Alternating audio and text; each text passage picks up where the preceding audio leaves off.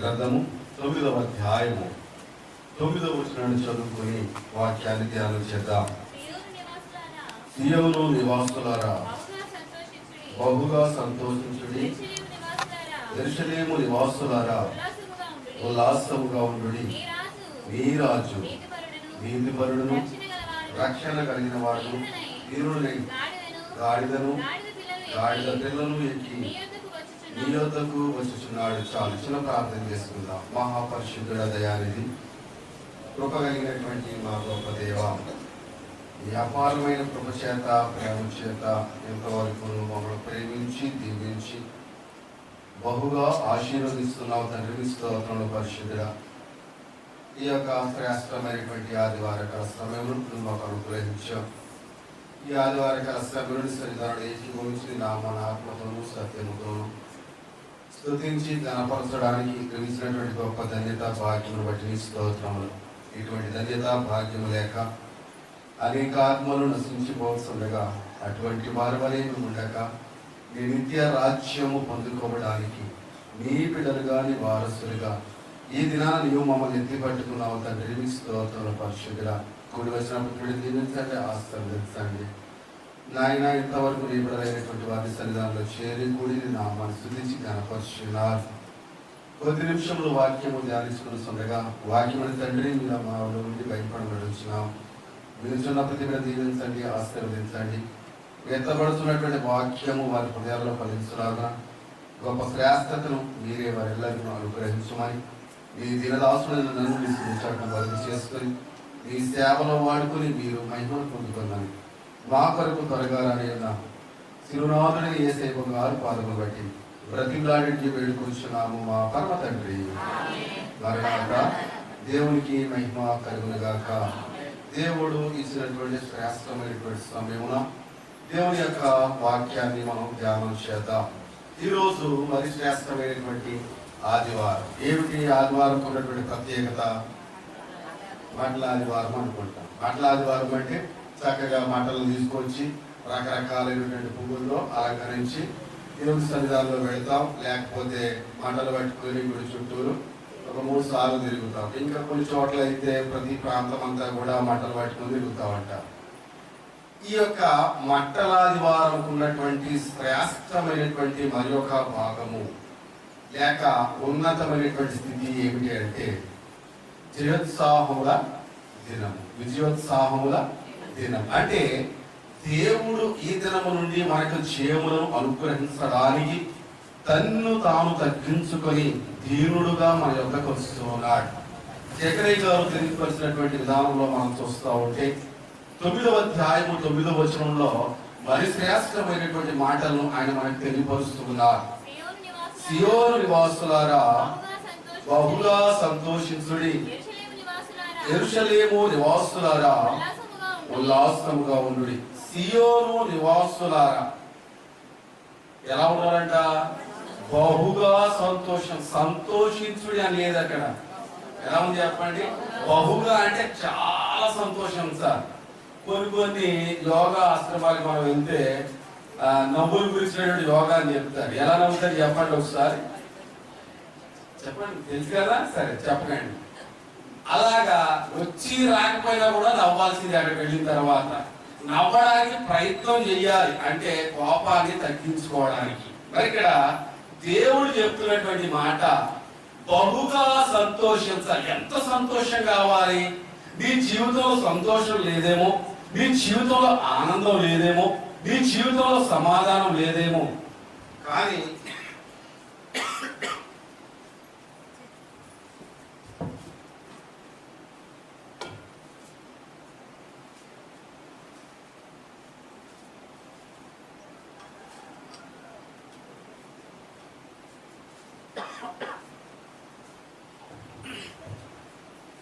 మన జీవితంలో సంతోషం లేదేమో. ఇప్పుడు ఏం చేయాలంటే మనం అందరం కూడా సంతోషపడాలి, బహుగా ఉత్సహించాలి. అక్కడ చూస్తే యెరూషలేము నివాసులారా ఉల్లాసంగా ఉండాలి, ఉజ్జీవంతో ఉండాలి.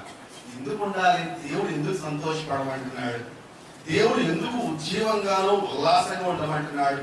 దేవుడు ఎందుకు గొప్పగా ఆనందకరంగా ఉండమంటున్నాడు? అక్కడ చూస్తే నీ రాజు, ఎవరు రాజైనా నా రాజు చెప్పండి. ఎవరు రాజీనా?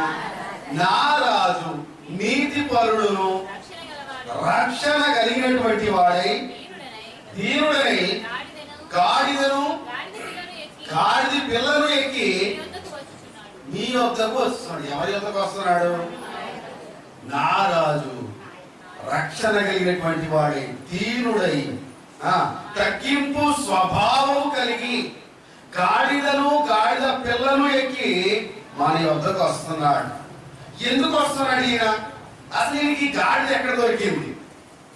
ఈయనకి చాలా సందర్భాల్లో చూస్తే మాట్లాడదామని నేను గాడిద గురించి చెప్తా ఉన్నాను. గాడిద గాడిద గాడిద శ్రేష్టమైనటువంటి గాడిద, మానవ స్వరం కలిగినటువంటి గాడిద, దేవుని యొక్క ఆలోచనలకు లోబడినటువంటి గాడిద, దేవుణ్ణి మోసినటువంటి గాడిద, అనేక మాటలు మనం ధ్యానం చేస్తా ఉంటాం. అయితే ఈ దినమున కూడా ఆ గాడిదను గురించినటువంటి లేక కార్తవముల గురించి 2 మాటలు క్లుప్తంగా ధ్యానం చేద్దాం. ఆయన ఈ భారవాహపు పశు పిల్లగా ఉన్నటువంటి కార్తవం మీద ఎక్కి ఆయన మన యొద్దకు వస్తున్నాడు. ఎందుకు వస్తున్నాడు అనే విషయాలు పక్కన పెడితే అసలు ఈ గాడిదకి ఎక్కడ దొరికింది? అసలు గాడిద మీద రావాల్సినటువంటి ఆలోచన యేసు ప్రభువుకి ఎందుకు కలిగింది? ఆయన రథములను విడిచిపెట్టి గుర్రములను విడిచిపెట్టకూడనటువంటి పరలోక రాజ్యపు అంతస్తులు విడిచిపెట్టి ఆయన ఎక్కడికి వచ్చాడు? ఎక్కడికి వచ్చాడు చెప్పండి. నాకు చాలా నీరసంగా ఉందని చెప్పలేకపోతున్నాను, కానీ చెప్పడానికి ప్రయత్నం చేస్తున్నాను. ఎక్కడికి వచ్చాడు చెప్పండి? ఈ యొక్క భూలోకంలోకి వచ్చాడు, ఈ మానవ లోకంలోకి వచ్చాడు. నరులలో నరుడిగా జీవించడానికి, ఆ యొక్క రాజ్య సువార్తను ప్రకటన చేయడానికి, విస్తీర్ణం చేయడానికి ఆయన ఈ లోకంలోకి వచ్చినట్లుగా మనం చూస్తా ఉన్నాం. మరొకసారి దీనికి గాడిద ఎక్కడ దొరికిందో చూద్దాం. మత్తయి సువార్త 20వ అధ్యాయం త్వరగా చదవాలి. సమీపించి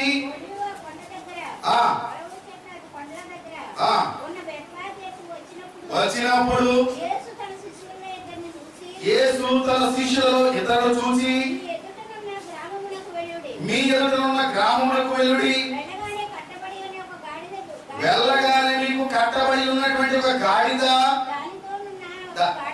దానితో ఉన్నటువంటి దాని పిల్లయు మీకు కనబడును, వాటిని విప్పి నా యొద్దకు తోలుకొని రండి. ఎవడైనను మీతో ఏమైనా అని ఎడలా అది ఎవరికి కావాలి చెప్పండి? శిష్యులు కూడా అర్థం కాదు. అసలు యేసు ప్రభువు ఎందుకు గాడిద తీసుకురమ్మంటున్నాడు? ఎందుకు దూర ప్రాంతంలో ఉన్నటువంటి ఆ గ్రామంలోని గాడిదను యేసు ప్రభువుకి ఎలా తెలుసు? ఒకవేళ ఆ గాడిద యజమానులు వచ్చి అది విప్పుచుండగా వాళ్ళు చూస్తే ఇది నా ప్రభువులకు కావాలని చెప్తే వాళ్ళు ఊరుకుంటారు చెప్పండి? ఎవరన్నా ఒక గృహానికి వెళ్ళి మీకు నచ్చిన వస్తువులు తెచ్చేసుకోండి, ఒకవేళ చూడకపోతే దొర, చూస్తే దొంగ. ఒకవేళ వాళ్ళు చూస్తున్నటువంటి సమయంలో ఎందుకు తీసుకెళ్తున్నావు ఈ వస్తువులు అంటే, ఏమో మా ఇంట్లో తీసుకురామన్నారు కాబట్టి తీసుకొస్తున్నానంటే ఆ ఇంట్లో ఊరుకుంటారా? ఇంకెక్కడ దొరకలేదా మీకు సామాన్ ఇక్కడికి తీసుకెళ్ళడానికి? మరి ఇక్కడ యేసు ప్రభువు చెప్తున్నాడు ఆ శిష్యులైనటువంటి వారికి, ఎదుటనున్నటువంటి గ్రామానికి వెళ్ళండి, అక్కడ ఇంటి తలవాకి బయట కట్టబడి ఒక గాడిద ఉంటుంది, ఆ గాడిదను చింపుకొని తోలుకొని రాండి నా కోసం. ఒకవేళ ఎవరైనా ఆ గాడిదను అడిగితే ఎందుకు ఇప్పుతున్నారని అడిగితే ఏమని చెప్పాలి? అవి ప్రభువునకు కావాలని చెప్పండి. వెంటనే వాళ్ళు ఏం చేస్తారు? ఆ గాడిదను విప్పి నీకు కోసం తోలి పంపుతా ఉంటా. నీ ప్రభువు కావాలన్నావు కదా, నీ దేవుడికి కావాలన్నావు కదా, ఇదిగో ఈ గాడిని తీసుకెళ్ళిపోండి, మేమే పంపిస్తున్నాం. ఎప్పుడైనా పశువుల్ని మనం పంపిస్తాం అనుకోండి, కొంచెం బాధగా అనిపిస్తుంది. కొంచెం దూరం వెళ్ళేదానికి అది ఇంటి నుంచి కర్రలు కాబట్టి దాన్ని ఏం చేస్తారు ఇక్కడ యజమాని? కొంత దూరం తోలి పంపించాలి, అవునా? అలాగే ఈ గాడిద ఇంటి నుంచి వెళ్ళదేమోనని ఆ యజమాని ఏం చేస్తారంట? మీతో కూడా తోలి పంపుతారన్నట్లుగా మనం చూస్తా ఉన్నాం. మరి నిజంగా ఈ గాడిదని ఏం చేసుకుంటాడు యేసు ప్రభు? ఎందుకు ఈ గాడిదని తీసుకురమ్మంటున్నాడు? ఆ శిష్యులైనటువంటి వారు ఏమి కూడా యేసు ప్రభు అడగట్లేదు. అయ్యా ఆ గ్రామంకి వెళ్ళమంటున్నావు, ఆ గ్రామంలో ఎవరింటికి వెళ్ళమంటావు? ఆ గాడిద ఎవరింట్లో కట్టుంది? ఎవరు ఆ గాడిద ఇప్పుడు మాతో పంపుతారు? అసలు గాడిద తీసుకొస్తే నువ్వు ఏం చేసుకుంటావు అని అడిగారా? యోహాను సువార్తలో ఒక మాట మనం చదువుతూ ఉంటాం, ఆయన మీతో చెప్పింది చెయ్యాలి. ఇంకా ఆయనకి ఎదురు చెప్పడానికి లేదు, ఆయనకి ఎదురు మాట్లాడడానికి లేదు, ఎదురు ప్రశ్నలు వేయడానికి ఎంత మాత్రం కూడా లేదు. ఈ శిష్యుడు అదే మైండ్ లో పెట్టుకున్నారు. ఎందుకంటే దేవుని యొక్క జ్ఞానముతో, దేవుని యొక్క ఆలోచనలు కలిగినటువంటి వారు కనుక, ఆయనతో సమానుభవం కలిగినటువంటి వారు కనుక, ఆయనతో పాలు తేనెలు పంచుకునేటువంటి వారు కనుక, వారి పాలు కనుక వాళ్ళు ఆయన యొక్క ఆలోచన ప్రకారం సాగుతున్నారు. యేసు ప్రభువుతో ఒక మాట కూడా మాట్లాడకుండా వెంటనే వెళ్ళిపోయారు. చూడండి ఒకసారి మార్కు సువార్త 4వ అధ్యాయము 11వ అధ్యాయం, క్షమించాలి, మార్కు సువార్త 11వ అధ్యాయము 4వ వచనం కానీ చదవండి ఒకసారి. వారు వెళ్ళగానే ఈదిలో, ఇంట బయట, తల వాకిట కట్టబడి ఉన్న గాడిద పిల్ల ఒకటి వారికి కనబడేను. యేసు ప్రభువు చెప్పినట్టే ఈ శిష్యులు అనేటువంటి వారు ఆ గ్రామంలో ఉన్నటువంటి, ముందు గ్రామంలో ఉన్నటువంటి వారు ఆ స్థలంలోకి వెళ్ళిపోయిన తర్వాత వెళ్ళగానే ఇంటి బయట తల వాకిట, అంటే ఇంటికి పెద్ద వాకిలు ఉంటుంది కదా, ఆ వాకిలో చెట్టు దగ్గర ఈ గాఢము కట్టేసి కనబడింది. వెంటనే వీళ్ళు ఏం చేస్తున్నారు, ఆ గాఢము కనబడగానే వెంటనే సరాసరి ఆ గాడిద దగ్గరికి వెళ్ళిపోతున్నారు. చూడండి ఒకసారి.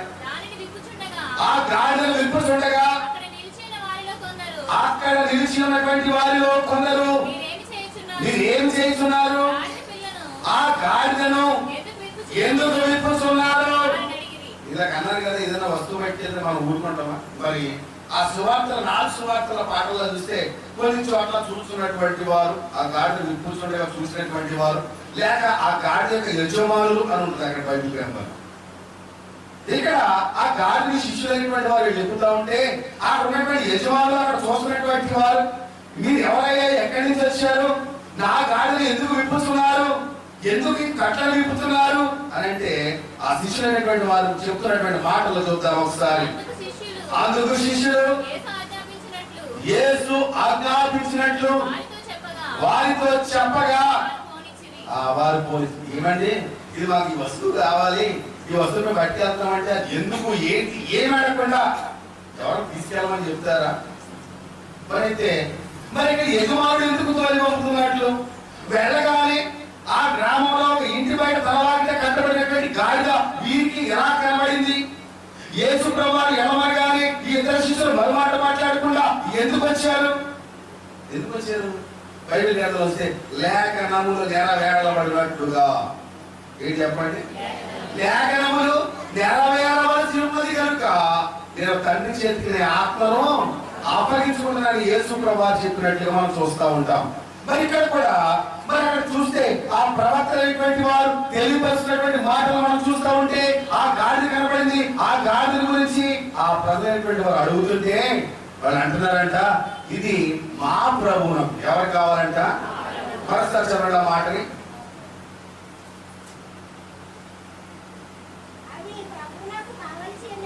అది ప్రభువునకు కావలసి ఉన్నదని చెప్పవాలి.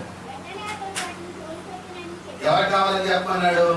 ప్రభువునకు కావాలి. ఇక్కడ శిష్యులైనటువంటి వారు ఇక్కడికి వచ్చేసిన తర్వాత అక్కడ ఆయన అడుగుతున్నారు, ఎందుకు చెప్తున్నారయ్యా మా గాడిని, మా లోగిల్లో ఉన్నటువంటి మా యొక్క వాకిట్లో ఉన్నటువంటి గాడిని, మా గాడిని మీద ఎందుకు చెప్తున్నారు అంటే ఇది మా ప్రభువునకు కావలసి ఉన్నది అని చెప్పగానే వాళ్ళు ఏం చేస్తున్నారంటే వెంటనే విప్పి వాళ్ళతో పంపించారు. అంటే పోలీసులుగా వాళ్ళతో తోలి పంపించారు. మరి అయితే ఎక్కడ తీసుకెళ్తున్నారు, ఎవరు చెప్తున్నారు ఈ విషయాలు? అక్కడ కింద వచ్చిన చూస్తే ప్రవక్తలు. ఎవరంట? ప్రవక్తలు చెప్పింది నెరవేరబడినట్లుగా చదవాలి. ప్రవక్తలు చెప్పబడినది నెరవేరునట్లు. ఇదంట ఏం జరిగింది? యేసు ప్రభువు ఏం చెప్పాడు, తీసుకెళ్ళి ఏం చేశారు, అక్కడ యజమానులు ఏం చేశారు, గాడిని తీసుకొచ్చి ఏం చేశారు, అది మనం బైబిల్లోకి వెళ్తే దానంతా కూడా మనం చదవగలుగుతా ఉంటాం, దాన్ని అర్థం చేసుకోగలుగుతా ఉంటాం. ఇక్కడ ప్రవక్తలు చెప్పింది జరగాలి. ఇంతకుముందు చెప్పారు కదా, లేఖనములు నెరవేరబడినట్లుగా ఇది జరగవలసి ఉన్నదని యేసు ప్రభువు చెప్పినప్పుడు మరి మాటలు మనకి ఎవరు తెలియపరచాలి? ఎవరన్నా ఒక తెలియపరచాలి. ఇప్పుడు నేను చెప్తున్నాను వాక్యాన్ని, ఓహో వాక్యం ఎలా ఉందా, గాలిని ఎందుకు తీసుకొచ్చారా, మనం చదివినప్పటికీ కూడా దాని లోతైన సారంతో అర్థం చేసుకుంటే, ధ్యానం చేస్తే రుచికర మాధుర్యమైనటువంటి అనుభవాలు బైబిల్ గ్రంథం నుంచి మనకు దొరుకుతాయి. దేవునికి మహిమ కలుగును గాక. ఇప్పుడు చాలా మంది పెద్దలైనటువంటి వారు మన సంఘంలో ఉన్నారు. వాళ్ళు ఎలా విశ్వసించారు? అయ్యగారు చెప్పారు, అప్పట్లో వాక్యం పెద్ద అయ్యగారు చెప్పారు, వారి యొక్క అనుభవాలను చెప్పారు, వారి యొక్క పరిచయం చెప్పారు, వారి యొక్క సాక్ష్యాన్ని చెప్పారు కనుక నిజంగా దేవుడు ఇటువంటి కార్యాలు చేస్తాడా, చేయగలుగుతాడా అనే విశ్వాసం నమ్మకంతో ఏం చేశారు? అందరూ అన్నాడు రక్షణలోనికి వచ్చినట్లుగా మనం చూస్తా ఉన్నాం. మరి ఇక్కడ ఈ జగడి గారు మనకు తెలియపరుస్తున్నారు, మార్కు గారు మనకు తెలియపరుస్తున్నారు, ఈ బండయ్య గారు మనకు తెలియపరుస్తున్నారు. వారి కలిగినటువంటి అనుభవాన్ని దేవుని చేత పొందుకొని మరి ఏం చేస్తున్నారు? వ్రాతపూర్వకంగా మనకి లిఖించి తెలియపరుస్తున్నట్లుగా మనం చూస్తున్నాం. ప్రవక్తలు చెప్పినది నెరవేరబడినట్లుగా అట్లు జరిగేను. ఎట్లు జరిగింది? యేసు ప్రభువు ఏమేమి చెప్పాడు అన్ని కూడా జరుగుతా ఉన్నాయి. చూడండి ఏం చేశారు ఆ మాట. ఇదిగో నీ రాజు సాత్వికుడై గాడిదను భారవాహపు పశువు పిల్లను చిన్న గాడిదను ఎక్కి నీ యొద్దకు వచ్చుచున్నాడని సియోను కుమార్తెతో చెప్పాలి. ఎవరి యొద్దకు వస్తున్నాడని? ఎవరి యొద్దకు వస్తున్నాడని చెప్పరేంటి? మన యొద్దకు వస్తున్నాడని ఒక ప్రవక్త చెప్తున్నాడు. అవునా? ఇదిగో దేవుడు వచ్చేస్తున్నాడు, సిద్ధంగా ఉండాలని. అక్కడ వివాహపు పెద్ద ఉన్నాడు, అక్కడ పెళ్లి పెద్ద అంటాం కదా, పెళ్లి పెద్ద ఉన్నాడు. ఈ బుద్ధి కలిగినటువంటి, ఉదాహరణకు ఒక మాట చెప్తాను, బుద్ధి కలిగినటువంటి వారు ఈ 10 మంది కన్యకలు కూడా ఎంతో సంసిద్ధత కలిగి దేవుని ఎదుర్కోవడానికి సిద్ధపడి ఉన్నారే. అవునా? కానీ బుద్ధి లేని వారు అని అనుకున్నాం, ఎందుకంటే వారు సిద్ధులలో నూనె తీసుకుపోలేదు కాబట్టి బుద్ధి లేని వారు అన్నాం. మరి ఈ బుద్ధి కలిగినటువంటి వారు అందరూ కూడా నిద్రపోయారు. ఏం చేశారు చెప్పండి? ఆ 10 మంది ఎవరైనా ఒకరన్నా మెలుపు కలిగి ఉన్నారమ్మా? లేదు, అందరూ కూడా నిద్రపోయారు. మరి నిద్రపోయినప్పుడు ఎవరో లేపాలవుతుంటారు. వద్దంటారు. మేము చిన్నప్పుడు క్రిస్మస్ తిరిగేటప్పుడు సరే క్యాండిల్స్ పట్టు తిరగాలి కాబట్టి మా ఫ్రెండ్స్ అందరూ వచ్చేస్తే మేము నిద్రపోతే తిరగలేదేమో అని చెప్పి అమ్మకి అక్కకి అందరూ చెప్పారు. అక్కడ నిద్ర వస్తుంది పడుకున్నాం, తిరిగేటానికి మమ్మల్ని లేపాలి అవుతుంది. లేకపోతే కనుక ఒకసారి తిరగకుండా అలా పడుకున్నా చిన్నప్పుడు. ఈ తెల్లారిపోయేసరికి అందరూ వంటలు పెద్దలు అందరూ ఇంటి పట్టుకుని అటు తిరుగుతూ ఉంటే పాల్గొన్నప్పుడు దీనికప్పుడు తెల్లారిపోయి తిరగలేదు కదా మేము ఇంకా అనుకుంటున్నాం. అని ఏంటి? నిద్రపోయి కదా, చిన్నపిల్లలు కదా అని లేపనప్పుడు ఎంత బాధపడదు, ఇంకా ఆ ఆనందం ఉత్సాహం అంతా పోయింది, ఆ హ్యాపీనెస్ ఆ అనుభవం అంతా కూడా పోయింది. మరి ఇక్కడ ఎవరో ఒకరు మనకి లేపేది బట్టి వారిగా ఉండాలి. అక్కడ ఈ 10 మంది కన్యకులు కూడా నిద్రపోయారు, గురుగుతున్నారు, వారికి నిద్ర వచ్చింది, ఎంతో చక్కగా నిద్రపోతున్నారు, ప్రశాంతంగా నిద్రపోతున్నారు. అర్ధరాత్రి వేళ మధ్యరాత్రి సమయంలో ఇగో పెళ్లి కుమారుడు వస్తున్నాడు అహో అని చెప్పగానే వీళ్ళందరూ ఏం చేశారు? ఉలికిపడి ఈ బుద్ధి కలిగిన వారు, ఈ బుద్ధి లేనటువంటి వారు, ఈ 10 మంది కూడా లేచి నిలబడ్డారు. అవునా? ఈ 10 మంది పడుకున్నారు, 10 మంది దేవుడు ఎదుర్కోవడానికి సిద్ధపడి ఉన్నారు. ఈ 10 మంది గురికి నిద్రించారు. ఆ మాట వినగానే, ఆ యొక్క వివాహం పెద్ద వచ్చి చెప్పగానే ఈ 10 మంది కూడా లేచారు. అవునమ్మా? అమ్మని చూడండి, ఈ 10 మంది కూడా లేచి నిలబడ్డారు. అయితే ఒకరు ఈ 10 మంది కూడా లేవడానికి, లేచి నిలబడి సంసిద్ధత కలిగి ఉండడానికి ఒక వ్యక్తి ఉన్నాడు అక్కడ. వివాహపు పెద్ద అంటున్నాం, పెళ్లి పెద్ద అంటున్నాం. ఆయన పిలిచాడు కదా అక్కడ. ఇలాగే ఈ ప్రవక్తలు చెప్పినది నెరవేరబడినట్లుగా ఇప్పుడు మనకి చెప్పడానికి ఒక ప్రవక్తను ఇచ్చాడు దేవుడు, మనకి చెప్పడానికి ఒక సేవకుని ఇచ్చాడు దేవుడు, మనకి చెప్పడానికి ఒక యాజకుని ఇచ్చాడు దేవుడు. ఈ జ్ఞానమైనటువంటి వారు తెలియపరిచినటువంటి మాటలను మనం చూస్తే లోతుగా వెళ్తే కానీ మనం అర్థం చేసుకోవాలి. పైకి దేవుడు వచ్చాడు, గాలి మీద ఎక్కాడు, ఊరేగాడు అంటే అయిపోయిందా? చాలా మంది చెప్తారు కట్టి కట్టి తెచ్చి అన్నట్టుగా ఉండదు, చాలా సింపుల్గా ఉండాలంటారు. కానీ కొట్టడం ఎంత కష్టమో, కట్టడం ఎంత కష్టమో, అది మోసుకురావడం ఎంత కష్టమో, ఒకవేళ దాంట్లో సులువు తెలుసుకుంటే కనుక చాలా ఈజీగా అయిపోతుంది. దేవునికి మహిమ కలుగును గాక. మరి ఇక్కడికి వచ్చినప్పుడు ప్రవక్తలు చెప్పబడి ఏం నెరవేరబడాలి? చదవండి ఒకసారి. ఏమంటున్నాడు ఇంకా?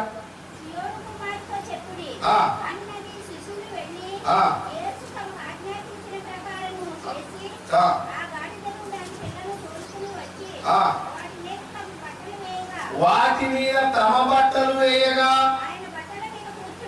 ఆయన బట్టల మీద కూర్చుండేది. ఎక్కడ వేసిన బట్టల మీద? అమ్మ వినాలి, నన్ను చూడండి. ఎక్కడ వేసిన బట్టల మీద? ఎక్కడ పక్కన వేసిన బట్టల మీద కాదు. ఈ గాడిని తీసుకొచ్చేసారు ఆ గ్రామం నుంచి. ఇది అనుకుంటుంది, ఏంటి కొత్తగా ఈరోజు నన్ను ఎక్కడికో దూర ప్రాంతం తీసుకెళ్తున్నారు. అది అనుకుంటుంది, ఏదో నన్ను పిక్నిక్ తీసుకెళ్ళిపోతున్నారు. ఎప్పుడు లేని ఇద్దరు మనుషులు వచ్చారు, మీరు చక్కగా ఉన్నారు, చాలా ఉత్సాహపై ఉన్నారు, తెల్లని వస్త్రాలు ధరించారు, నన్ను జాగ్రత్తగా కొట్టకుండా హాయిగా రా రా పిలుచుకుంటా పోతున్నారు. అది నా యజమానుడు అయితే ఇష్టం వచ్చినట్టు కొడతా ఉండేవాడు. అసలు నాకు ఇంత గొప్పగా పిలిచింది లేదు, ఇంత గొప్పగా చూసింది లేదు, ఈ స్థితి కలిగించింది లేదు అని మనసులో అనుకుంటా వీళ్ళు వెనక వెళ్ళిపోతుంది. అసలు ఏం చేస్తారు వీళ్ళు, నన్ను తీసుకెళ్ళిపోతున్నారు అని అనుకుంటానే ఆ స్థలంలోకి వెళ్ళిన సందర్భంలో దాన్ని మంచిగా శుభ్రం చేశారని స్నానం చేసి ఇది అనుకుంటుంది. ఎప్పుడు దుమ్ముతోనూ ధూళితోనూ మట్టితోనూ నన్ను ఎందుకు ఎంత శుభ్రం చేస్తున్నారు వీళ్ళు? ఇంకా శుభ్రపరిచిన తర్వాత ఇంకా దానికి అన్నానికి చెప్పుకోవడానికి లేదు. ఇంకా అంత అంత గొప్పగా మోస్తా అవుతుంది ఆ గాడిద. అప్పుడు ఏంటి సుగంధ ద్రవ్యాలు చల్లుతున్నారు, పరిమళ తైలాలు నాకు మోస్తారు, ఇంత సువాసన నా జీవితంలో ఎప్పుడు నా యజమాని గృహంలో నేను చూడలేదే. అవునా? వీళ్ళంతా స్నానం చేసి శుభ్రం చేసిన తర్వాత ఏం చేస్తారంట, తమ బట్టలు అంటే భారీ బట్టలు, ఇది అనుకున్న పాత బట్టలు వేసారనుకునే వెళ్ళగలిగినటువంటి వస్త్రములను ఆ గాడిద మీద వేసి, ఆ గాడిద ఎవరు కూర్చోబెట్టారంట? అసలు గాడిద ఎవరు కూర్చోబెట్టారు చెప్పండి? ఒక కాలంలో చూస్తే అమ్మా, ఒక కాలంలో చూస్తే తప్పు చేసినటువంటి వారిని, అంటే కొట్టినా వాడికి బుద్ధి రాదు, తిట్టినా వాడికి బుద్ధి రాదు అనుకున్న వాడిని, వీడు అసలు ఎందుకు పనికిరాడు అనుకున్న వాడిని భయంకరమైనటువంటి మనోవేదనకి గురి చేయాలి అంటే ఆ కాలంలో గాడిదను కూర్చోబెట్టి, అంటే వీడు ఎంత హీనమైతే ఆ గాడిదను కూర్చోబెడతారు. అంటే ఇక్కడ వాడితో పాటు ఆ గాడిద కూడా హీనమైందే. గాడిద తగ్గింపు స్వభావానికి సాదృశ్యము. గాడిద ఎన్నికలో లేదు, గాడిద ఎటువంటి స్థితి లేనటువంటిది. మరి అక్కడికి వస్తే దాన్ని శుభ్రం చేసిన తర్వాత అక్కడున్నటువంటి ప్రజలైనటువంటి వారు వారి బట్టలన్నీ కూడా గాడిద వేసి యేసుప్రభు వారిని కూర్చోబెట్టేశారు.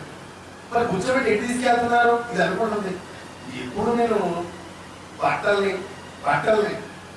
ఏ బట్టల్ని చెరువు కాడికి, మాసిపోయిన బట్టలు చెరువు కాడికి, అక్కడ ఉతికిన బట్టలు ఇంటి కాడికి, ఏమొస్తుంది కానీ ఎప్పుడు నరుడు కూర్చోలేదే. ఈయన ప్రాంతంగా ఉన్నాడు, ఇంత గొప్పగా ఉన్నాడే, ఈ వ్యక్తి నా మీద కూర్చోంటున్నాడు. మనం అక్కడికి వస్తా ఉంటే మీ రాజు నీతి పరుడై రక్షణ కలిగినటువంటి వాడే గాడి మీద ఎక్కి నీ అంతకు వస్తున్నాడు అని అనుకుంటున్నాం కదా. రాజులు దేని మీద రావాలి చెప్పండి? ఆ గుర్రాల మీద రావాలి, లేకపోతే రథం మీద రావాలి. కానీ ఇలా దేని మీద వస్తున్నాడు చెప్పండి? ఎన్నికలో లేనటువంటి వాహనం మీద వస్తున్నాడు, ఏ యోగ్యత లేనటువంటి వాహనం మీద వస్తున్నాడు. తగ్గింపు స్వభావానికి ఆయన సాదృశ్యంగా కనపడడానికి ఆయన గాడిద మీద ఎక్కి వస్తున్నాడు. అయితే ఈ రాజు ఆ గాడిద మీద ఎక్కగానే ఈ గాడిద కూడా దానికి పోయి అంత గొప్ప తెలియదు వచ్చింది నాకు. ఈయన ప్రభువైనటువంటి క్రీస్తు అంటున్నారు, ఈయన దావీదు కుమారుడు అంటున్నారు, ఈయన లోక రక్షకుడు అంటున్నారు, ఈయన ఈ లోకాన్ని ఏలేటువంటి వాడు అంటున్నారు, ప్రతి ఒక్కరు రక్షించేది ఈయన అంటున్నారు, ప్రతి పాపాన్ని విమోచించేది ఈయన అంటున్నారు. ఈయన నా మీద కూర్చోవడం ఏంటి? ఇది చాలా జీవితానికి ఎంత ధన్యత వచ్చేసింది. ఇన్నాళ్ళు నా యజమానుడితో ఎన్ని తిట్లో తిన్నాను, ఎన్ని దెబ్బలో తిన్నాను, అసహ్యమైనటువంటి మాటలు అన్నాడు, ఉండకూడనటువంటి స్థలంలో నన్ను కట్టేశాడు. కానీ నా జీవితానికి ఈ ఒక్క దినము చాలు. దేవుడు మనం అనుకుంటున్నాం ఏ స్థితిలో లేము, ఎన్నికలో లేమనుకుంటున్నాం. ఎన్నికలో లేని మనల్ని ఎన్నికలోకి తీసుకురావడానికి రాజులతోనూ రాజ ప్రధానులతోనూ రాజ సమఖ్యంలోనూ మనం కూర్చోబెట్టడానికి, ఆ సింహాసనం మీద మనం నిలబెట్టడానికి ఆయన ఈ లోకంలోకి వచ్చాడు. పెద్ద కుప్పల మీద నుండి దీనులను పేదలను పైకి లేవనెత్తడానికి ఆయన ఈ లోకంలోకి వచ్చాడు. ఇప్పుడు మనం అనుకుంటున్నాం ఆ గాడికి ఎంత గొప్ప స్థితి ఇచ్చాడు.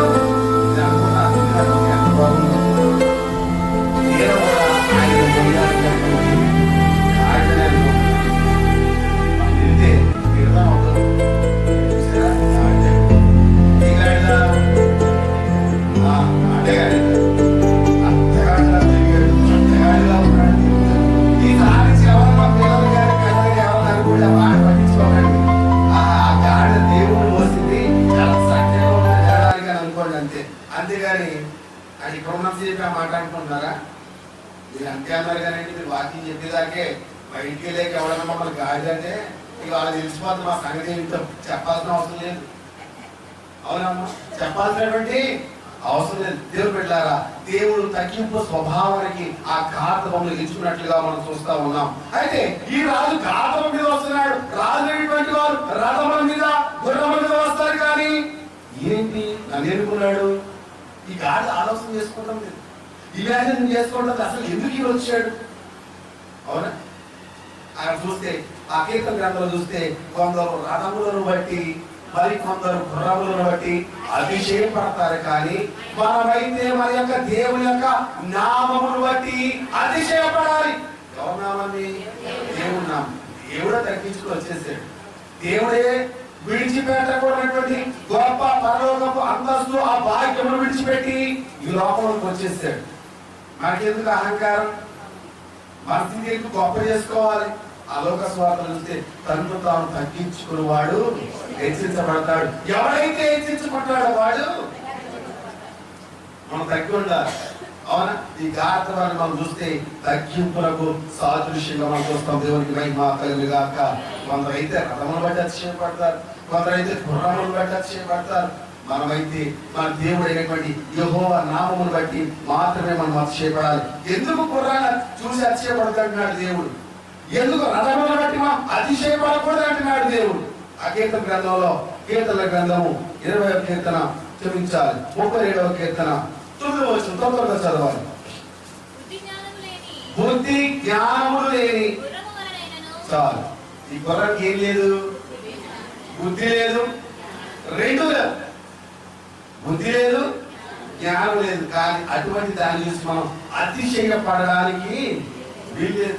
మరి ఇక్కడ గుర్రాలను బట్టి ఎందుకు అతిశయపడద్దు అంటున్నాడో అదే మాటలు మనం చూస్తా ఉన్నాం పై వచనాల్లో. ఈ గుర్రములకి ఏం లేదంట, బుద్ధి లేదు, జ్ఞానము లేదు. ఇంకొన్ని మాటలకైతే దానికి కళ్ళెము వేయగలిగినటువంటి వాడు ఎవడున్నాడు ఈ లోకంలో? ఎవరైనా వేయగలుగుతారా? అడవి గుర్రానికి, అడవి కాడికి ఎవరైనా కళ్ళు వేయగలుగుతారా? దానికి ఆ తాడు కట్టగలుగుతారా? దానికి కట్టినటువంటి తాళ్ళను విప్పగలిగినటువంటి వాడు ఎవడు అంటున్నాడు ఆయన. అవునా, అయితే అటువంటి వారిగా మనం ఉండకుండా తగ్గింపులకు సాదృశ్యంగా మనం జీవించాలని దేవుడు ఆశపడుతున్నాడు. దేవునికి మహిమ కలుగుగాక. అయితే ఆ మాటలు వాక్యంలోకి వచ్చేయండి. ఇక్కడ మాటలన్నీ కూడా ఏం చేస్తున్నారంట, బట్టలు వేసిన తర్వాత యేసు ప్రభువు దానిపై కూర్చోబెట్టేసి నడిపిస్తా ఉన్నారంటే. చూడండి, అక్కడ ఉన్న వాళ్ళందరూ వారిలో కొందరు తమ బట్టలను దారి పొడుగునా పరిచిరి. ఏం చేస్తున్నారంట? ఏం చేస్తారంట? చదవండి ఒకసారి మాట చదవండి.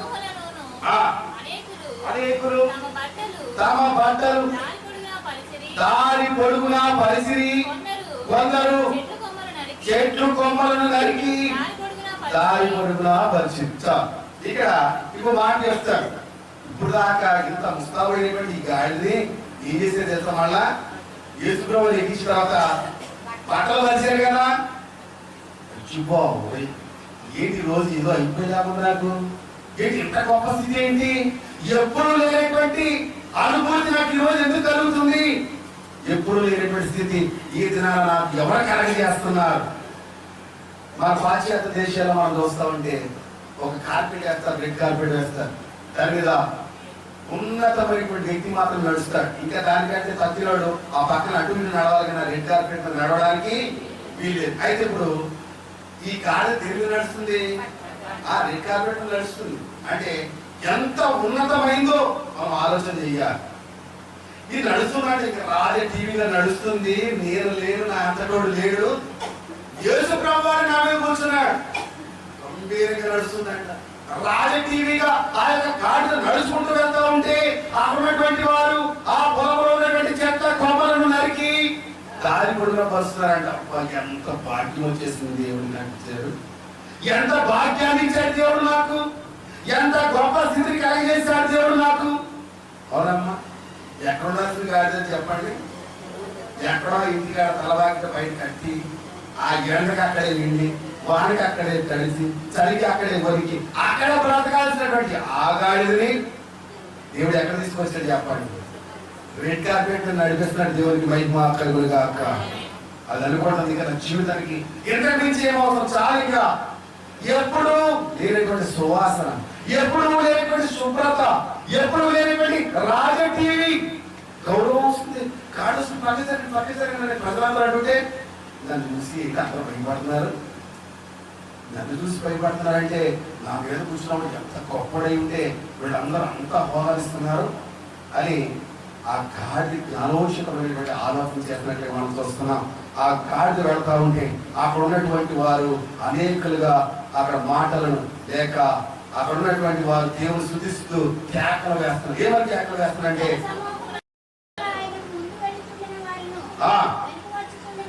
వారు దావీదు కుమారునికి చేయము. ఎవరు వస్తున్నారట? ప్రభు పేర తండ్రి అయినటువంటి యెహోవా నామములో కుమారుడైనటువంటి క్రీస్తు ప్రభువారు ఈ లోకంలోకి వచ్చారు కనుక ఆయన పేరట వచ్చిన వాడు స్తుతింపబడును గాక అని వాళ్ళందరూ ఏం చేస్తారు తెలుసా? వెలుగెత్తి కేకలు వేస్తున్నారు. దావీదు రాజులకు జయము, ప్రభు పేరట వచ్చి వారు స్తుతించబడును గాక అని జయ ధ్వనులతో ఆ గుంపులన్నీ కూడా ముందుకు సాగిపోతున్నట్లుగా మనం చూస్తా ఉన్నాం. దేవుడు ఈ పంటకు పోవు దినాలు అంటే తను సిలువకు చేరేటువంటి దినాలు, కొన్ని దినాలు ముందు దినాల్లో ఆయన యెరూషలేము వీధుల్లో ఉన్నటువంటి సొంత వీధుల్లో అనేకులను దేవుని ప్రజలైనటువంటి వారి అనేక రీతిలుగా తగ్గింపు స్వభావం గురించి ఏ రీతిగా జీవించాలనేటువంటి మాటలతో ఆ యొక్క రాజ్య ప్రకటనను సువార్త ప్రకటించడానికి ఆయన కార్తము మీద మన యొక్కకు వచ్చినట్లుగా మనం చూస్తా ఉన్నాం. మరైతే ఈ వచ్చి ఏం చేస్తాడు? చెప్పండి. ఇప్పుడు రాజు వస్తున్నాడు, అసలు ఎందుకు వస్తున్నాడే రాజు మన దగ్గరికి? ఈ రాజు రావడానికి కారణాలు ఏంటి అని తెలుసా మనకి? రాజు రావాలనుకున్నాడు అంతే, వస్తాడు ఆయన అంతే. ఆయనకి సర్వము అధికారము ఇవ్వబడింది లోకంలో. సమస్త సృష్టి కూడా ఆయనకి లోబడినట్లుగా మనం బైబిల్ గ్రంథంలో చదువుతా ఉన్నాం. మరి ఇక్కడ చూస్తే ఎందుకు వస్తున్నాడు రాజు? మరి ఎంత చదువుకున్నాం, ఈ గాడి గురించి ధ్యానం చేసాం, ఇవన్నీ మాటలు మనం ధ్యానం చేసాం. మరి అక్కడ చూస్తే ఈ రాజు ఎందుకు వస్తున్నాడు అనేది దానికంటే గాడిద గురించి ఇంకొక మాట మనం ధ్యానం చేసుకుందాం. అది ముగింపు ఆ మాట మనం చెప్పుకుందాం. సంఖ్యాకాండంలో చదవద్దు కానీ సంఖ్యాకాండంలో ఒక వ్యక్తిని మనం చూస్తూ ఉంటాం. ఎవరు చెప్పండి? బిలాముని చూస్తాం. సంఖ్యాకాండంలో ఒక వ్యక్తిగా చాలా మంది ఉన్నారు. అది గాడిద గురించి ప్రస్తావన వచ్చింది కాబట్టి బిలాము ధ్యానం చేస్తారు, గుర్తు చేసుకుంటా ఉంటాం. బిలాము అనేటువంటి ఒక వ్యక్తి ఉన్నాడు.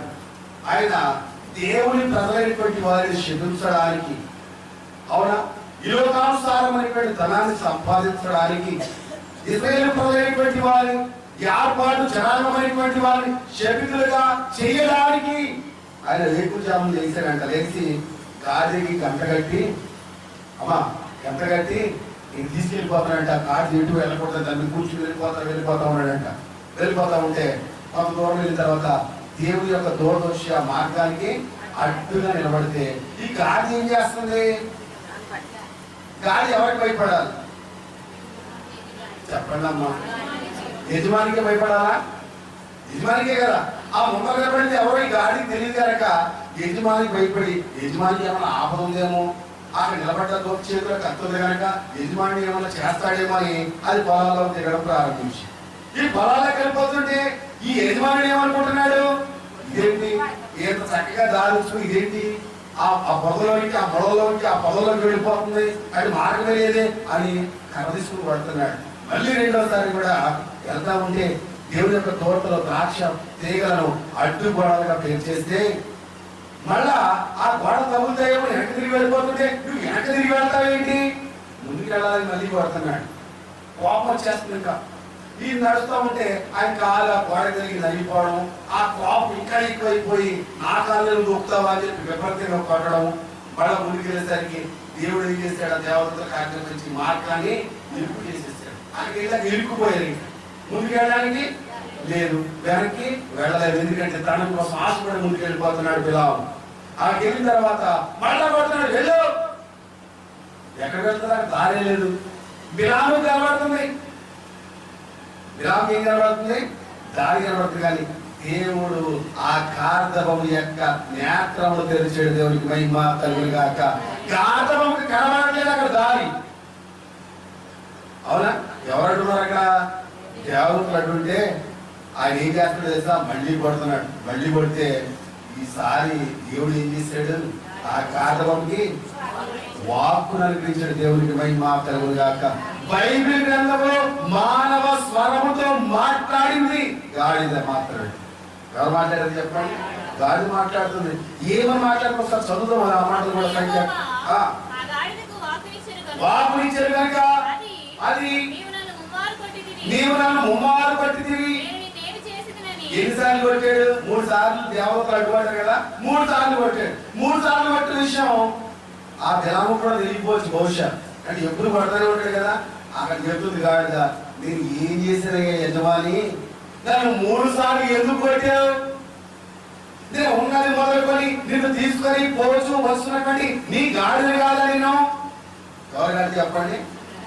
నీ దగ్గర ఉన్న కాడి నుంచి ఎంత సేవ చేశానయ్యా, ఎంత పరిచర్య చేశాను, నీకు ఎన్ని బరువులు మోసాను, నేను ఎంతగా మోసాను, ఎంత దూరం తీసుకెళ్ళాను, నీ గాడిద నేను కాదా, దాన్ని ఎందుకు కొడుతున్నావు? చదువు అక్కడ ఏమంటున్నాడు? బిలాముతో అనగా బిలాము నీవు నా మీద తిరుగుబడితివి, నా చేత ఖడ్గమున్న యెడల నిన్ను చంపి ఉందని. నిజంగా ఎంత మూర్ఖుడైన బిలాము! దేవుని ప్రజలైనటువంటి వారిని శపించడానికి వెళ్తున్నటువంటి ఈ బిలాము మరి అక్కడ గాడిద మాట్లాడుతుంది ఏంటి? ఎప్పుడు ఏంటి? అమ్మ మనకు అనుమానం రావాలేదు. సడన్ గా మన ఇంట్లో ఒక కుక్కను పెంచుకుంటున్నాం. ఆ కుక్క మాట్లాడేసి నాకు అన్నం పెట్టండి అని ఉందనుకోండి, అడిగిపోయి చచ్చిపోతుంది ముందర. అవునమ్మా? ఒక ఆశ్చర్యము, ఒక భయము, ఒక వింత, 3 కనబడతాయి మనకి అక్కడ. అలాగే ఎప్పుడు అరుస్తూ కేకలేస్తూ ఉండేటువంటి ఈ గార్ధము వెంటనే మానసులకు ఎంత చక్కగా మాట్లాడి, ఏం చేశానయ్యా, ఏ తప్పు చేశానని కొడతావు? 3 సార్లు కొట్టావు తెలుసా నీకు? మరి అలా అనగానే ఈ బిలాము ఏమైపోవాలి? ఆశ్చర్యపోయి, అదేంటి ఎప్పుడు ఎదురా గాడి నాలా మాట్లాడేస్తుంది, అది కూడా నాతో మాట్లాడేస్తుంది, నన్ను ఎందుకు కొట్టేమంటుంది, 3 సార్లు కొట్టావు లెక్క చెప్తుంది అని ఆలోచించాల్సింది పోయి బిలాము ఏం చేస్తున్నాడు? నాకు ఎదురు చెప్తావు నువ్వు, నా చేతిలో కనుక కత్తి ఉంటే కత్తికి కళ్ళగలని దాన్ని చంపిస్తున్నావు. ఎంత మూర్ఖంలో ఉన్నాడు! ఈ ఆలోచన పోయింది, దేవుని యొక్క ఆలోచన పోయింది, దేవుని యొక్క తలంపు పోయింది, దేవుని యొక్క నడవడిక పోయింది ఆయనలో నుంచి. ఆ డబ్బు మీద వ్యామోహంతో ఉన్నాడు కనుక ఆ వ్యామోహం గురించినటువంటి ఆలోచన ఆయనకు వస్తున్నాయి. కానీ ఈ గార్ధము మాట్లాడుతున్నటువంటి మాటలు ఏవి కూడా ఆయనకి అర్థం కావట్లేదు. నేను ఉన్నది మొదలుకొని ఇప్పుడు వరకు, అప్పటి నుంచి ఇప్పటి వరకు నేను ఎంతగా మోసానయ్యా, ఎంత చాకరీ చేశాను, కొట్టు చాకరీ చేసామంట. ఏం పని చేస్తాను? కొట్టు చాకరీ పోతుంది, పని పని పని పని అన్ని చక్కబెట్టడమే. అవునా? ఈ రీతికి గార్ధము ఎంత పని చేశానయ్యా, అయినా కూడా నువ్వు నన్ను కొట్టావు, అయినా కూడా నువ్వు నన్ను కొడుతున్నావు, నాలో తప్పేంటి? గాలి తెలుసా ఎవరు అంటున్నారు? ఈ బిలాము కనబడట్లేదు.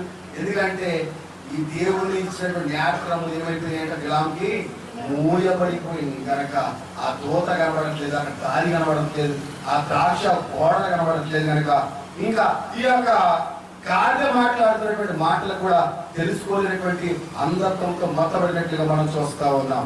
మరి అటువంటి గొప్ప శ్రేష్టతను దేవుడు గార్ధవంకి ఇచ్చినట్లుగా మనం చూస్తున్నాం. పరిచయముగా మనం చెప్పుకొని ముగించుకుందాం. సంఖ్యాకాండం ఉచ్చరించాలి. మరి అక్కడ చూస్తే ఎందుకు వస్తున్నాడు యేసు ప్రభువారు? ఎందుకు వస్తున్నాడు మన దగ్గరికి? ఎందుకు రాజుగా గార్ధవుడికి మన దగ్గరికి వస్తున్నాడు? మన దగ్గరికి వస్తున్నాడు, మనం పరిపాలించడానికి ఎందుకు వస్తున్నాడు అక్కడ మనం చూస్తూ ఉంటే 10వ జగన్ గ్రంథం 9వ అధ్యాయం 10 నుంచి చదువుకున్నాం తొందరగా. ఎఫ్రాయిములో రథములు ఉండకుండాను నేను చేస్తాను, యెరూషలేములో గుర్రములు లేకుండా చేసేదను. ఏం చేస్తాడంటే ఆయన? ఈ యెరూషలేములో ఎప్పుడు యుద్ధాలు, ఎప్పుడు సైనిక గుర్రాల మీద వచ్చి సాధారణమైనటువంటి మనుషుల యొక్క ప్రాణాలు తీస్తూ ఉంటారు కదా, ఆ గుర్రాలు లేకుండా చేస్తాను. ఈ యొక్క ఎఫ్రాయిము దేశంలో రథము లేకుండా చేస్తాను. అందుకే వాటిని చూసి అతిశయపడతా అంటాడు దేవుడు. కీర్తన గ్రంథంలో మనం చూసాం కదా, కొందరు రథములు బట్టి, కొందరు గుర్రములు బట్టి అతిశయపడతారు, కానీ మనమైతే దేవుని నామాన్ని బట్టి అతిశయపడాలని చెప్తున్నాడు కదా. ఎందుకు అతిశయపడమంటున్నాడు? ఎందుకు గుర్రాలను చూసి అతిశయపడుతుంటున్నాడు? ఎందుకు ఆ యొక్క రథములను చూసి దేవుడు అతిశయపడుతుంటున్నాడంటే అవి ఈ లోకంలో లేకుండా సమస్తము నిర్మూలం చేస్తాను కనుక వాటిని చూసి మీరు అతిశయపడుతుంటారు. ఇంకేమంటారు చూడండి, యుద్ధపు వీలు లేకుండా పోవును ఈ రాజు సమాధాన వార్త అన్యజనులకు తెలియజేయటకు సముద్రము నుండి సముద్రం వరకు యూఫ్రటీస్ నది మొదలుకొని భూదిగంతముల వరకు అతడి దేవుడికి మహిమ కలుగును గాక. మరి రాజు దగ్గర కత్తి లేదే, ఈ రాజు దగ్గర ఎవరన్నా కొట్టి అడ్డుకోవడానికి తాగు లేదే, మరి అంత ఉన్నతమైనటువంటి వాహనం కూడా ఆయన దగ్గర లేదు. ఈ రాజు అన్నీ కూడా ఏం చేస్తారని చెప్పండి, భూదిగంతములు మొదలుకొని భూమి అంతముల వరకు, అంటే భూమి ఈ మొదలుకొని ఆ కొన వరకు, ఈ కొన నుంచి ఆ కొన వరకు ఈ గాఢం మీద వచ్చి దేవుడు వెళ్తాడు. ఏదో వచ్చేసాడు, యెరూషలేము వీధిలో తిరిగేస్తున్నాడు, అక్కడ అయిపోగానే ఆయన పట్టింపబోతున్నాడు ఇదే అనుకుంటాం. కానీ యూఫ్రటీస్ నది మొదలుకొని భూదిగంతముల వరకు అక్కడ యేసు ప్రభు గడిచిన వారిలో మనం ధ్యానం చేశాం. ఆ యొక్క శివదేశపు రాలి వచ్చింది. ఎక్కడి నుంచి వచ్చింది? భూమ్యాంతముల నుండి సొలొమోను యొక్క జ్ఞానము తెలుసుకోవడానికి వచ్చింది. భూమి ఈ కొన నుంచి ఆ కొనకు ప్రయాణం చేసి వచ్చింది. ఈ జ్ఞానం చూడాలనుకుంటే ఆ ప్రవక్త చెప్తున్నారు, సొలొమోను జ్ఞానం ఏముందండి, ఆయనకి అనిపించిన వాడు జ్ఞానం ఇంకా గొప్పది, సొలొమోను కంటే గొప్పవాడు మనకి ఇక్కడ ఉన్నాడు. ఎక్కడున్నాడు? మన మధ్యలో ఉన్నాడు. దేవునికి మహిమ కలుగును గాక. ఈ యొక్క నది ఆ నది భూమి ఆ చివరి నుంచి ఈ వరకు యూఫ్రటీస్ నది మొదలుకొని భూమి అంతముల వరకు ఆయన ఏం చేస్తారంట, ఇంకెవ్వరు లేరు ఏలడానికి. అక్కడ కొన్ని సందర్భాలు చూస్తే ఒక రాజు ఉంటాడు, ఒక దేశానికి ఒక ప్రధాని ఆయన రాజు అనుకుందాం, రాష్ట్రానికి సీఎం ఆయన రాజు అనుకుందాం, జిల్లాకి కలెక్టర్ ఆయన రాజు అనుకుందాం, గ్రామానికి సర్పంచ్ ఆయన రాజు అనుకుందాం. ప్రతి ఎన్ని దేశాలు ఉన్నాయి మనకి? ఎన్ని దేశాలు ఉన్నాయి చెప్పండి? 300, 400 ఎన్ని దేశాలు ఉన్నాయి? ఆ చాలా దేశాలు ఉన్నాయి, మనకు అనవసరం అనుకోండి. ఈ దేశాల్లో ప్రతి దేశానికి ఒక రాజు ఉన్నాడు, అవునా? ప్రతి దేశానికి ఒక మంత్రి ఉన్నాడు. కానీ ఈయన ప్రపంచానికి సర్వ సృష్టికి కూడా ఈయనే రాజు. దేవుడికి మహిమ కలుగును గాక. ఈ యొక్క ప్రపంచాన్ని అంతటిని కూడా ఈ రాజు చేస్తున్నాడు. ఏ ద్వారా చేస్తున్నాడంటే ఆయన శాంతితోనూ సమాధానంతోనూ ఆయన ఏరడానికి మన యొక్కకు వస్తున్నాడు. ఆయన ఈ యొక్క సముద్రము మొదలుకొని భూమి అంతముల వరకు ఆయన వెళ్తున్నాడు. ఇంకేమంటాడు చూడండి ఒకసారి, మరియు నీవు రక్తమును బట్టి తాము పడిన నీరు లేని గోతిలో నుండి నీ వారిని నేను విడిపిస్తాను. ఎందుకు వస్తున్నాడంటే ఆయన బంధకాలతో ఉన్నారు కదా, పాపము బంధకంలో పడి ఉన్నారు కదా, నీరు లేని గుంటలో పడి ఉన్నారు కదా, ఎవరో రాలేటువంటి స్థితిలో మీరు ఉన్నారు కదా, ఆ స్థితిని తప్పించడానికి తిరిగి మరలా మీ వారిని మీ చెంతకు చేర్చడానికి నేను వస్తున్నానని చెప్తాడు. ఇంకా చూస్తే అక్కడ ఇంకా చక్కటి మాటలు చూడండి ఒకసారి, బంధకములలో పడి ఉండి నిరీక్షణ గలవారి ఉన్నటువంటి వారులారా మీ కోటను మీరు మరలా ప్రవేశించండి. ఎన్నింతగా చెప్పండి, అక్కడ బంధకాల్లో పడి ఉన్నాం, వ్యాధులతో ఉన్నాం, శ్రమతో ఉన్నాం, కష్టాలతో ఉన్నాం, కన్నీళ్లతో ఉన్నాం, బాధలతో ఉన్నాం. అయినా కానీ మనలో ఏమని చెప్పండి, నిరీక్షణ ఉంది.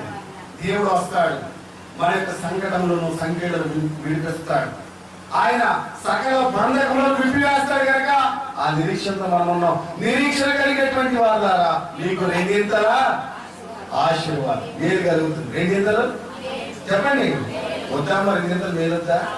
రెండింతల ఆశీర్వాదాన్ని ఇస్తున్నాడు. అక్కడ బైబిల్ గ్రంథంలో చూస్తే యోబు గారికి దేవుడిని ఆశీర్వాదాలు ఇచ్చాడు. రెండింతల ఆశీర్వాదం. మొదట కొద్దిగా ఉన్న తుదను అది మహాభివృద్ధి అయిన దేవునికి మహిమ కలుగును గాక. ఈయన ఎందుకు వస్తున్నాడంటే ఈ రాజ్యములన్నీ కూడా ఆయన సాగిల పడడానికి, ఈ లోకాన్ని ఆయన ఏలడానికి వస్తున్నాడు. మన యొక్క బంధకములను విడిపించడానికి వస్తున్నాడు. మన యొక్క కోటలోనికి తిరిగి మన ప్రవేశింప చేయడానికి ఆయన వస్తున్నాడు. ఉన్నతమైనటువంటి స్థితిని కాక చేయడానికి ఆయన వస్తున్నాడు. ఆయన రాజులతోనూ రాజా ప్రధానులతోనూ సింహాసనం మీద కూర్చుండబెట్టడానికి ఆయన వస్తున్నాడు. చూడండి, సత్యపడిగా ఒక మాట చెప్తున్న మనం ఊహించుకుందాం. ప్రకటన గ్రంథము 7వ అధ్యాయం 9-10 వచనాలు. ప్రకటన గ్రంథము అటు తరువాత నేను చూడగా ఇదిగో ఇదిగో ప్రతి జనములో నుండి ప్రతి వంశములో నుండి ఆయా భాషలు మాట్లాడే వారిలో నుండి వచ్చి ఎవరును లెక్కింపజాలని ఒక గొప్ప సమూహము కనబడేను. సమూహం కనబడుతుంది. ఎక్కడి నుంచి వచ్చారంటే వీళ్ళంతా ప్రతి దేశం నుంచి వచ్చేసారు, ప్రతి కులంలో నుంచి, ప్రతి వంశంలో నుంచి వీళ్ళందరూ వచ్చేస్తారు, ప్రతి దేశంలో నుంచి వచ్చారు. అయితే ప్రతి భాష మాట్లాడేవారు, ఒకే భాష కాదు, అన్య భాషలు మాట్లాడేటువంటి వారిలో నుంచి ప్రతి ఒక్కరు వచ్చేసారు. వీళ్ళు లెక్కింప సత్యము కానటువంటి వారు, అంటే లెక్క పెట్టడానికి వీలు లేనటువంటి వారు అంతగా అన్ని లక్షలుగా కోట్లుగా తరలి వచ్చినట్టుగా మనం చూస్తున్నాం. చూడండి ఇంకేమంటున్నాడు, వారు తెల్లని వస్త్రములు ధరించుకున్న వారి ఖర్జూరపు మంటలు చేత పట్టుకొని సింహాసనము ఎదుటను గొర్రెపిల్ల ఎదుటను నిలబడి సింహాసనాసీనుడైన మా దేవునికి గొర్రెపిల్లకును మా రక్షకై స్తోత్రమని మహాశబ్దముతో ఎలుగెత్తి చెప్పిన దేవునికి మహిమ కలుగును గాక. అక్కడ అంటాం కదా, ఎందుకని ప్రజలైనటువంటి వారు కేకలు వేస్తున్నారు, వాళ్ళ ప్రశాంతంగా ఉండమను, ఎక్కడికి వెళ్ళినా ఇదే అరుపులు, ఇదే కేకలు. ఆయన గలియా, సమరియా, యోదయ ఈ యొక్క గ్రామాలు వెళ్ళినప్పుడు యేసుప్రభు చూడడానికి కనుగోపన్నారుగా ప్రజలు వచ్చేసేవారు. ఆ యేసు కేకేస్తా ఉంటే ఈ శాస్త్రులైనటువంటి వారు, పరిశులైనటువంటి వారికి పెట్టగలిగేదంట, చిరాకు పుట్టిందంట. ఎందుకు? గొప్ప పేరు ఎవరికి వెళ్ళిపోతుంది? యేసుప్రభు వారికి వెళ్ళిపోతుంది. ఆ పేరు ఎందుకు ఆయనకి రావాలి? అరవకంటే ఉండమని చెప్పు, ఉండమని ఎందుకు కేకేస్తున్నారు? అప్పుడు అంటాడు యేసుప్రభు వారు, వీళ్ళ ఊరుకుంటే ఇంకేకైతే చెప్పండి, మనం గట్టి కేకలు వద్దా? వెలుగెత్తి కేకలు వేస్తుంది. వెలుగెత్తి అంటే అందరికి కనబడే విధంగా, అందరికి వినబడే విధంగా వారు కేకలు వేసినట్లుగా మనం చూస్తున్నాం. దేవునికి మహిమ కలుగును గాక. ఆమె కట్టినట్లేదు మరి, ఇప్పుడే చెప్పారు వెలుగెత్తి కేకలు వేస్తారు. కనీసం ఆమె మాట రాలేదనుకోండి, మనకు అవసరం లేదు, జరగద్దండి మన జీవితంలో. ఆమెకేంటి? అవును ఇది నిజమే, జరుగును గాక. దేవుని మహిమ కలుగును గాక.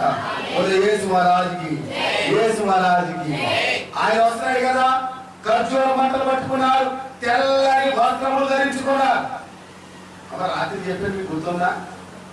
ఏమని చెప్పాను నేను?